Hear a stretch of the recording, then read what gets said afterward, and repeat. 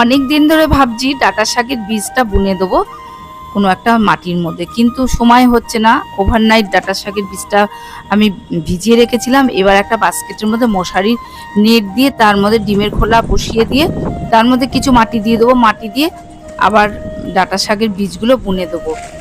তারপরে একটু জল দেবো, তারপরে ভার্মি কম্পোস্ট দেবো, দিয়ে একটা ছাওয়াযুক্ত জায়গায় রেখে দেবো। দেখা যাক কতদিনে হয়। তবে এই রকমভাবে আমি অনেক শাকই বুনেছি ছাদে। তো পুনকো শাক, লাল শাক, নোটে শাক, তারপরে পুঁই শাক সবই বুনেছিলাম, সেগুলো সবই হয়ে হচ্ছে। তাই এই ডাঁটার শাকটা আমি মানে এই প্রথমবার বুনছি। ওদিকে হয়েছিল এমনি এমনি ডাঁটা শাক হয়েছিল, তাই এবার আমি বুনছি এই প্রথম দেখা যাক কতদিনে হয়।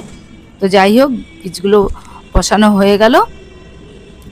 তো বন্ধুরা, তো আমি এইভাবে মানে সত্যি কথা বলতে কি, আমি বাজার থেকে শাক আমি কিনি না।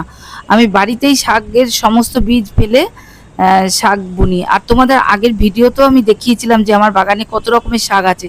তো হয়ে গেছে আমার ডাঁটা শাকের বীজ বসানো। তো ভিডিওটা এই পর্যন্ত। এবার জল দিয়ে দেবো। আর এখানে দেখো কি সুন্দর আরও শাক হয়েছে, সেগুলো এটা হচ্ছে কলমির শাক, আর ওদিকেও আরও শাক হয়েছে। তো যাই হোক, ভিডিওটা এই পর্যন্ত। ভালো লাগলে একটা সাবস্ক্রাইব করে পাশে থাকবে।